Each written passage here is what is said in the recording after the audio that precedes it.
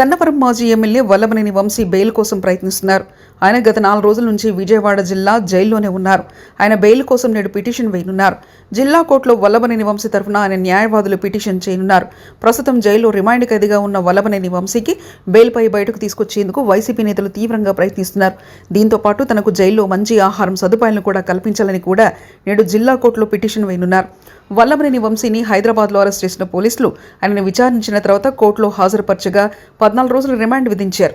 వల్లభనేని వంశీని టీడీపీ కార్యాలయంపై జరిగిన దాడి కేసులో ఆ పార్టీ కార్యకర్త సత్యవర్ధన్ను కిడ్నాప్ చేసి బెదిరించారన్న ఆరోపణలున్నాయి.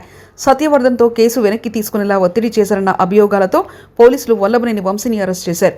ఈ ప్రయత్నాలు జరుగుతుండగానే విజయవాడ పోలీసులు, గన్నవరం పోలీసులు సహా పలు ప్రాంతాలకు చెందిన స్టేషన్లో మరిన్ని కేసులు నమోదవుతాయి. తాజాగా గన్నవరం పోలీసులకు అందిన ఫిర్యాదు మేరకు సోషల్ మీడియాలో చంద్రబాబు, నారా లోకేష్లపై అసభ్య పదాలతో దూషించిన వీడియోపై కేసు నమోదు చేశారు.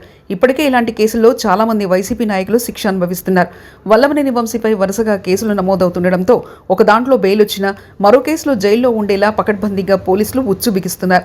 గతంలో నమోదైన కేసులతో పాటుగా తాజాగా మరికొన్ని కేసులు కూడా నమోదవుతున్నాయి. గన్నవరంలో ఇసుక దోపిడీపై ఇప్పటికే ఆయనపై 2 కేసులున్నాయి. బెల్ట్ షాపులను ప్రోత్సహించారన్న ఫిర్యాదులు కూడా గతంలోనే నమోదైన నేపథ్యంలో గన్నవరంలో తమ ఆస్తులను వంశీ అనుచరులు లాక్కున్నారని, వాటిని తిరిగి అప్పగించాలని తాజాగా టీడీపీ నిర్వహించిన ప్రజా దర్బార్లో ఆ ప్రాంత బాధితులు ఫిర్యాదు చేసిన కేసులు కూడా నమోదయ్యే అవకాశాలున్నాయి.